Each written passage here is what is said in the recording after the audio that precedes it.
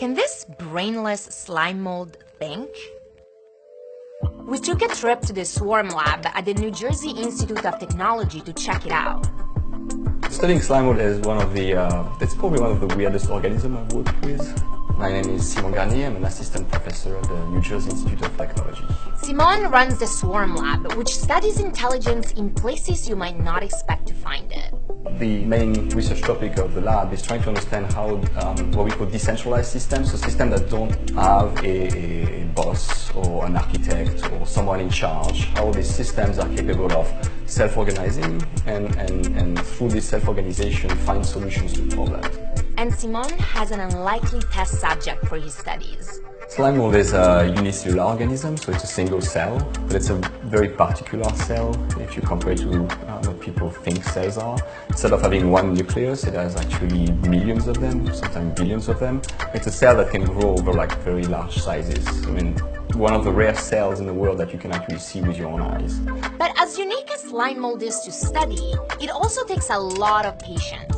It doesn't move very fast, just a millimeter an hour.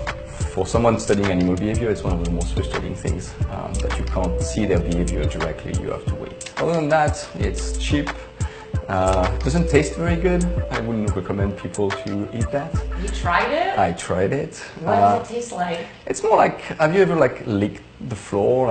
Like it tastes like dirt. But slime mold isn't just weird because of its size or its taste. It also appears to be intelligent.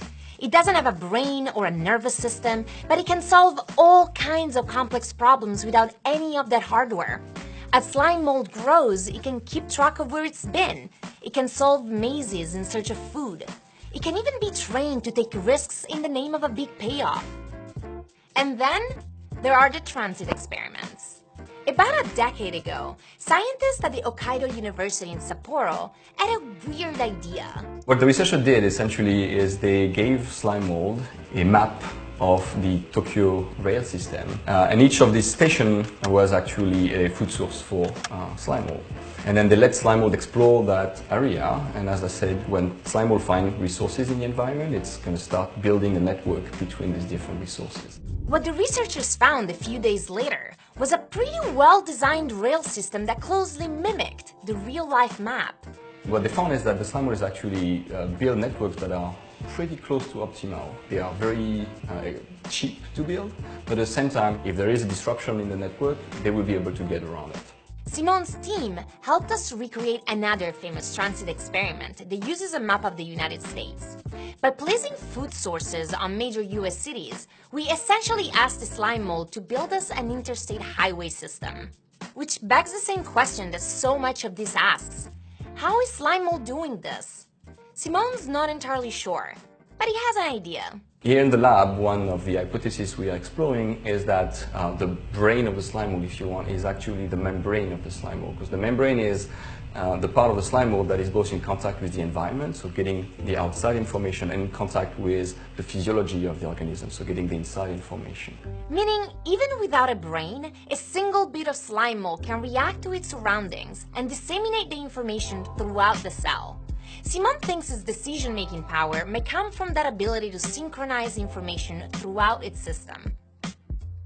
We left our petri dishes at Simon's lab for 3 days to let it grow. And since he mentioned it, we had to try this stuff. Cheers. Friends, cheers. It tastes like dust. Yeah, it's like moss. Yeah. It tastes like moss. Yeah, it reminds me of when we used to put moss in our nativity for Christmas. Oh. And you eating But it? I'm tasting it instead of smelling it. A few days later, Simon sent us the results of the experiment. The map isn't perfect, but it is comparable to a highway network that took millions of dollars and years to create. So yes, this is just a bunch of goo in a petri dish, but it's goo that can make you question your own complexity as a human. So the question is, if slime mold is not, say, intelligence and it's using only like basic physics and chemistry to solve this problem, well then, if we are as good as a sack of proteins, like, are we intelligent really? Or do we need to sort of redefine what intelligence means when we look at something like slime mold?